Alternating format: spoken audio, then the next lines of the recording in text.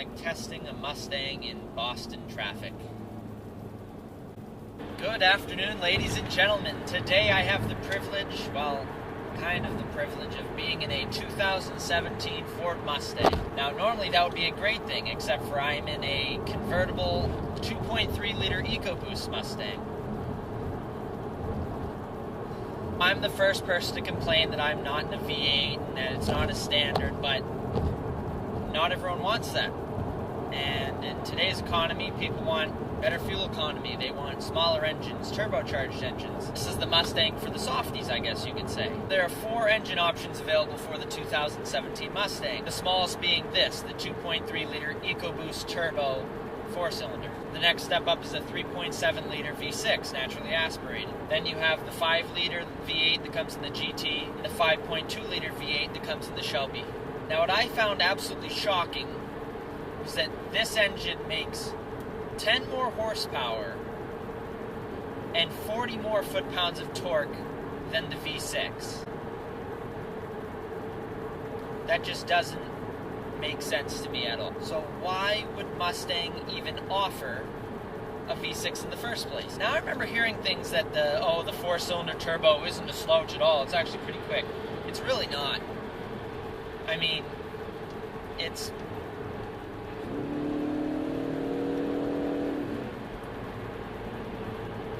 not bad, but it's definitely not a V8.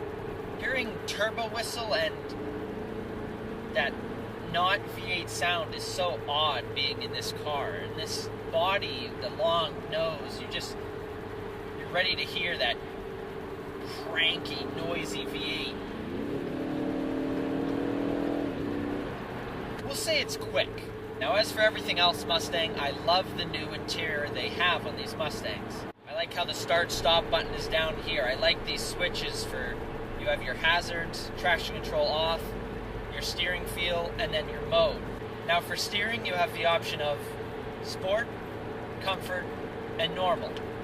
Sport, Comfort, and Normal feel the exact same to me. I felt no difference at all. Sport definitely stiffened it up. I would definitely be riding around more in Sport than I would be in Comfort. And as for mode, you have Track, Sport, and Sport Plus. In Sport and Sport Plus, I felt it to be both pretty soft. Then again, this is a muscle car. This isn't supposed to be some stiff, BMW. But in Track, it definitely stiffens it up. It has a good feel to it. For the day, I've been driving around in Sport steering and Track suspension. What I really like about those features is how easy it is to do. Some cars you really have to dig through to change the suspension feel, the steering feel, the shift speed. And I like in this being a sports car, a muscle car, it's easily accessible, very easy to use, anyone can find it. I like how the cockpit is very low slung, definitely feel like you're in the car instead of on the car. Door panels come up relatively high, the dash is high, you sit relatively low. You can adjust all that, of course. What I also really like about this Mustang is the gauges. On the speedometer it says ground speed, which is just like an airplane, like this was built after the P-51 Mustang. On airplanes it says ground speed. It's just cool that they added that in. And also on the tachometer, instead of saying RPM or tachometer, it says revolutions per minute times 1,000. I like that, it's different, it's unique. It's what makes a Mustang a Mustang. You know that you're not in just some ordinary car when you're in this. Seats are very adjustable, they're very comfortable, and I can see myself sitting in this for a very long time, as I already have been. The shifter is a little bit odd with the button like this. You push it down instead of, it's kind of odd, but hey, it's unique. I can't really complain. It's useful. It's easy to use. Now the steering wheel, I like that the steering wheel is unique to the Mustang. This doesn't share the same steering wheel as the Focus or the Fiesta or the Explorer. What I don't like is it shares the same shifter paddles and turn signal stalks and windshield wiper controls as every other Ford, including the Ford Transit van. I know it saves money to use the same ones, but after driving a Ford Transit van, that just, I don't know, I hate that. And at least redesign it a little bit. How much would it really cost? You're in a Ford Mustang, but your turn signals are from a Ford cargo van. Now this has the 6-speed automatic transmission, and I really don't have any complaints. The shifts are what you would expect from an Ecoboost Ford Mustang. They're not lightning, but they're not the lunkiest in the world. Way better than Chevys, I can tell you that. But I did find out the hard way that unless you really engage the paddle, it's not going to shift. As when I was going onto an on-ramp and accelerating hard, it would not shift out of first gear. Really have to pull the shift paddle, pull it hard, and then it will do what it's supposed to do. It likes getting aggressive with you.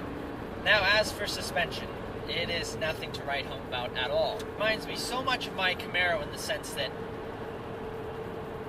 when you go to accelerate, the nose hops up, but it doesn't like do it so quickly. It's slow.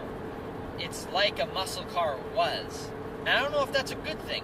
You figure now with all this adjustable suspension and everything that things would be much more stiff, complex, more technologically advanced than the leaf springs that are in my Camaro, my 81 Camaro. I tried screwing around the suspension, maybe going to Sport Plus or Sport to see if it did it any less, but no, even in track mode, the nose still floats up and down. I wouldn't expect it to do that in a 2017 car. I mean, you're telling me a 2017 is acting the same way my 81 is acting suspension-wise? And the Camaro doesn't have adjustable suspension, this does. Now, as for the overall driving experience, this is a cruiser. I don't know why it has track mode, because a 2.3-liter turbo, 4-cylinder Mustang, I don't think would behave well on a track. I've thrown this car around some corners, and I'm holding on for dear life with every second.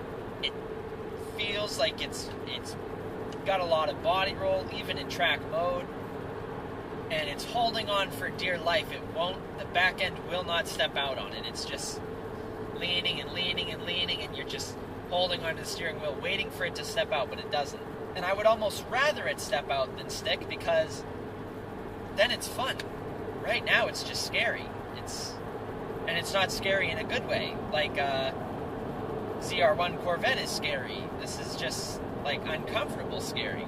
But it is a great car to get out on the highway, to sit back, lean back, and enjoy the view over the long, sweeping hood. It's got those two nice fins that go all the way down to the grill. It's smooth. It's relatively quiet for being a convertible. And it's comfortable. I really can't complain about this aspect of it. And as you're cruising along at 70 miles an hour on the highway, you forget that you're not in a V8. I would love to drive a Shelby and compare the two, because I feel like it would be a totally different animal. Or even a GT, for that matter. I would love to feel what this suspension setup feels like with a big 5-liter V8 in the front. I do like this car. When I found out it was a 4-cylinder turbo, I really got turned off of driving it. I wasn't looking forward to it, but it can be fun. And what more do you want in a car? You put it in track mode, it stiffens it right up. Put the suspension in sport. It's definitely opened my eyes to the different Mustangs available, and it really makes me want to drive a V8, because I feel like that would be a V8 in this package would be perfect, because everything else feels good about this car except for when you put your foot down. Just the turbo whistle and that, just not the same. But as for everything else, it's comfortable. I'm a big fan of the new Mustang. And I understand that you would buy this car if you were maybe a commuter and you wanted a daily driver and to save gas mileage, but when you think of Mustang, when have you ever thought fuel economy? Never. It's always been a car purely for fun. And when you're having fun, you're not worried about how much you're getting to the gallon. So I hope you guys enjoyed this video. If you did, be sure to give it a thumbs up. If you hate this car, give it a thumbs down. Be sure to subscribe and browse the channel if you haven't. I look forward to seeing you guys in the next video.